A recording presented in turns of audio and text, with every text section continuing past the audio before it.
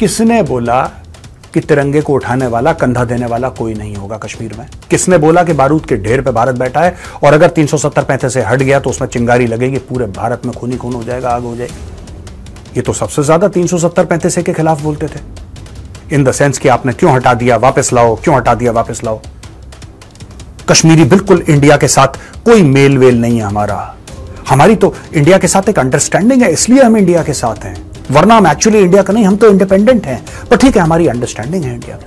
নমস্কার, আপনাদের সবাইকে স্বাগত। ভারত সরকার কয়েক বছর আগে সিদ্ধান্ত নেয় যে জম্মু কাশ্মীর থেকে 370 ধারা উঠিয়ে নেওয়া হয়েছে।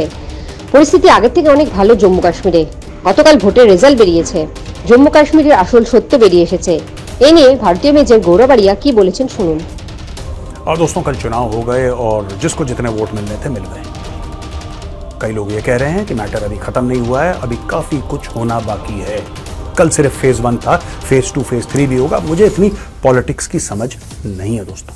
I am not a political commentator and I know very little about politics, लेकिन जो मेरी एक्सपर्टीज है वो है जियो पॉलिटिक्स में, फॉरेन अफेयर्स में और नेशनल सिक्योरिटी में, इसलिए मैं चुनाव के बारे में तो बात करूंगा, लेकिन देश के एक हिस्से के चुनाव के बारे में बात करूंगा दोस्तों। हाँ, मैं बात कर रहा हूं जम्मू और कश्मीर की, और जम्मू और कश्मीर में जो हुआ वो मैं आपको डिटेल बताऊंगा, लेकिन महबूबा मुफ्ती और उमर अब्दुल्ला दोनों हार गए। मैं कई बार कहता था अपने प्रोग्राम में, और एक बार नहीं, मैंने 50 बार अपने प्रोग्राम में बोला है। और जब मैं कश्मीर जाता हूं लोग कहते हैं नहीं साहब आपको ऐसा नहीं कहना चाहिए, कुछ लोग कहते हैं नहीं मेजर साहब आप बिल्कुल ठीक कह रहे हैं। आज मैं प्रूव हो गया सच्चा। आप मेरे पुराने प्रोग्राम देख लीजिए जो मैंने रिकॉर्ड करे हैं। मैं बार बार कहता हूं इन दोनों को कोई पसंद नहीं करता, इन दोनों को कश्मीर में कोई पसंद नहीं। उमर अब्दुल्ला फिर भी ठीक है, उमर अब्दुल्ला फिर भी डिसेंट है। उमर अब्दुल्ला के जो वालिद साहब हैं वो तो खुदा ही बचाए उनसे।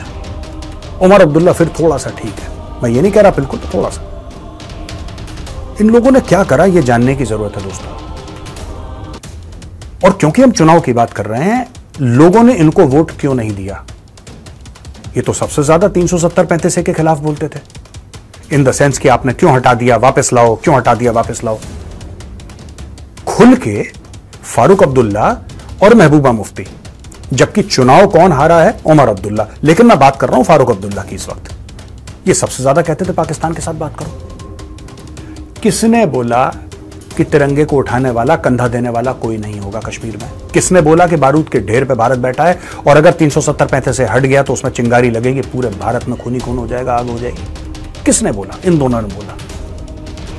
मैंने कई बार यह भी बोला है कि बिना सिक्योरिटी के, बिना सुरक्षा के ये श्रीनगर में अपने घर से बाहर निकल के दिखा दें, मैं भाई साहब मूंछें उगाऊंगा और आपके सामने काट दूंगा। पहले उगाऊंगा फिर काट दूंगा।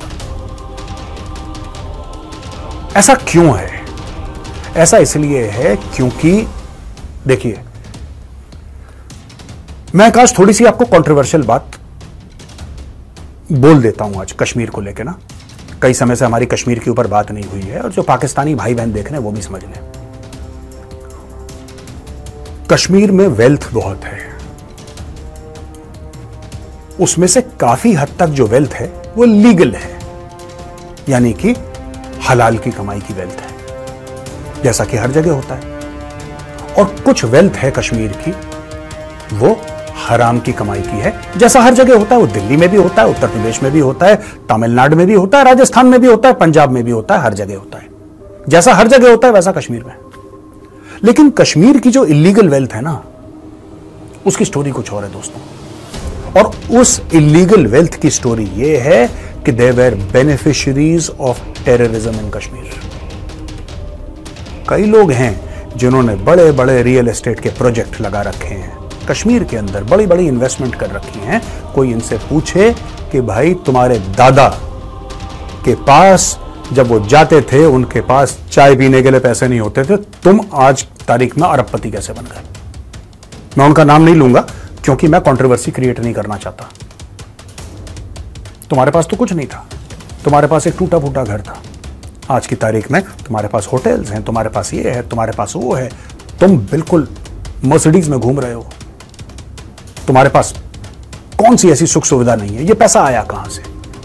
सो देयर हैव बीन पीपल, गलत लोग हर जगह होते हैं दोस्तों।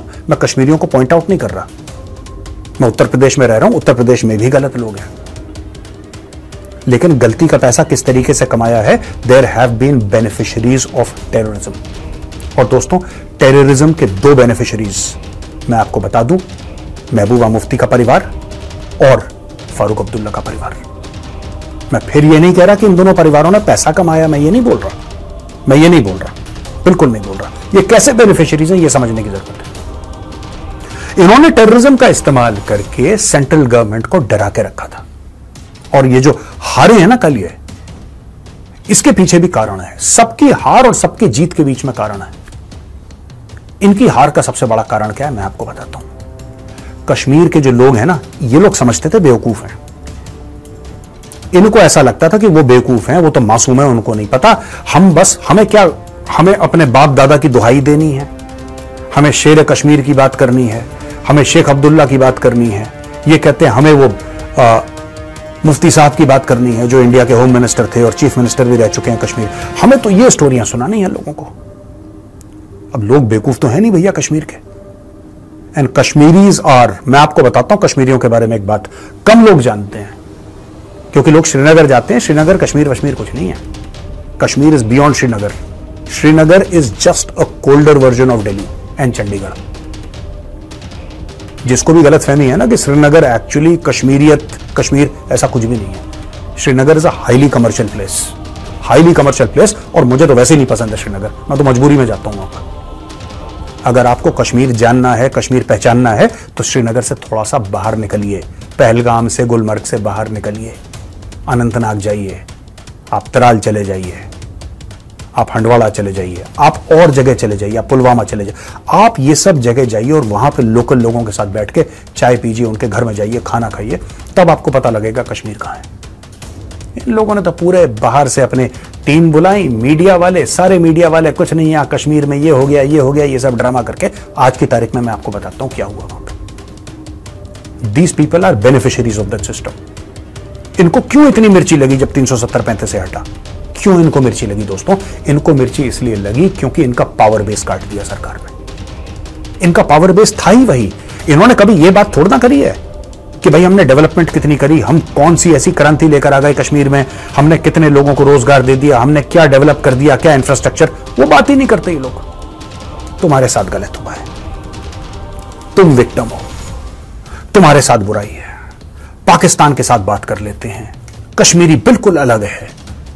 कश्मीरी बिल्कुल इंडिया के साथ कोई मेल वेल नहीं है हमारी तो इंडिया के साथ एक अंडरस्टैंडिंग है, इसलिए हम इंडिया के साथ हैं, वरना हम एक्चुअली इंडिया का नहीं, हम तो इंडिपेंडेंट हैं, पर ठीक है हमारी अंडरस्टैंडिंग है इंडिया की। ये सारी इन्होंने चूरन जो था इन्होंने खिलाया, दोनों खानदानों ने। This is how they were beneficiaries of the system. मैं पॉलिटिकल पार्टी का नाम नहीं लूंगा, लेकिन जो कश्मीरी हैं वो जानते हैं मैं क्या कह रहा हूं, ठीक है।